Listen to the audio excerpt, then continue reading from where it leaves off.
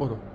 Hello everybody, my name is Zahra and today I'm gonna talk about the economic aspect of coastal reservoirs in Australia.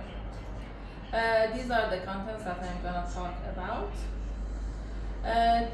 These days Australia faces the water scarcity due to population growth, climate change, and limitations of sites for new island dams.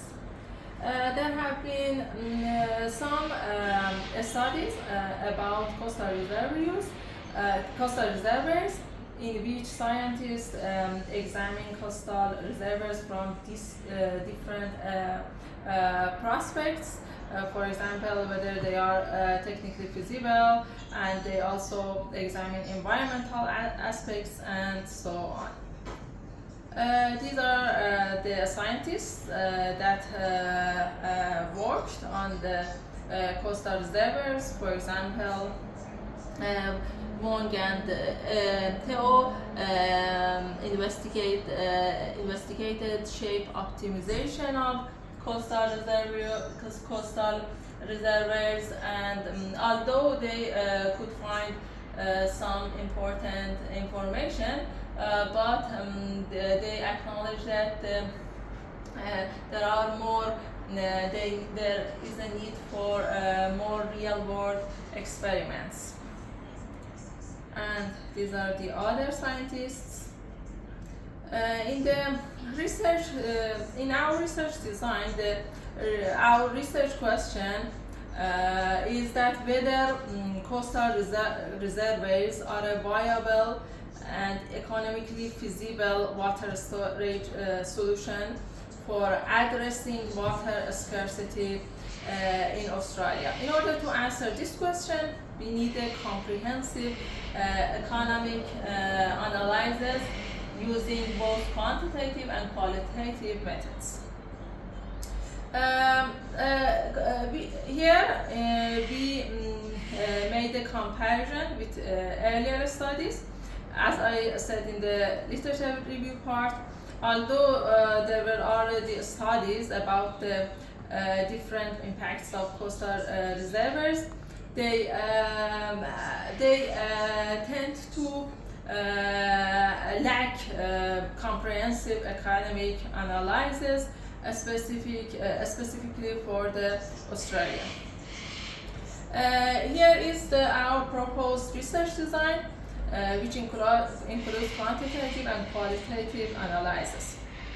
In the quantitative analysis, we have two different sections. In the economic data collection section, we try to